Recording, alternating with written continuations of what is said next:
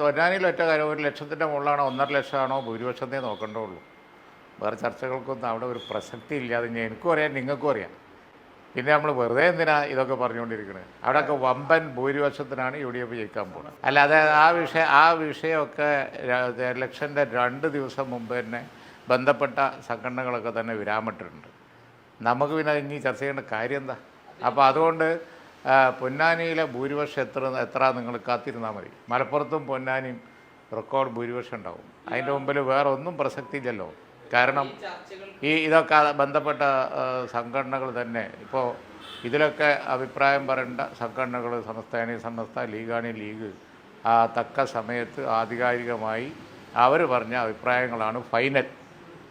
തങ്ങൾ പറഞ്ഞല്ലോ, സാദിഖ് അലി ശിഹാബ് തങ്ങൾ വളരെ വൈകാരികമായിട്ടാണ് പറഞ്ഞത് അത് സമസ്തയും ലീഗുമായിട്ടുള്ള ബന്ധത്തെക്കുറിച്ച്. അതൊരു പരമ്പരാഗതമായി രാജ്യത്ത് വലിയ മാറ്റങ്ങളുണ്ടാക്കിയ ഒരു ബന്ധമാണ്.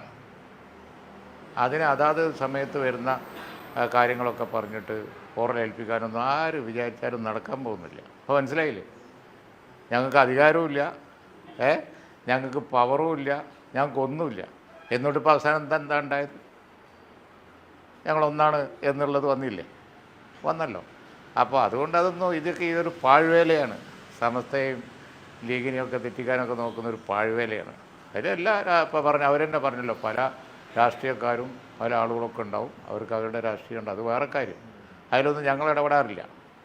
ആ ബന്ധം എന്ന് പറഞ്ഞത് നാടിൻ്റെ നന്മക്ക്, സമൂഹത്തിൻ്റെ നന്മക്ക് വേണ്ടി മാത്രമുണ്ട്.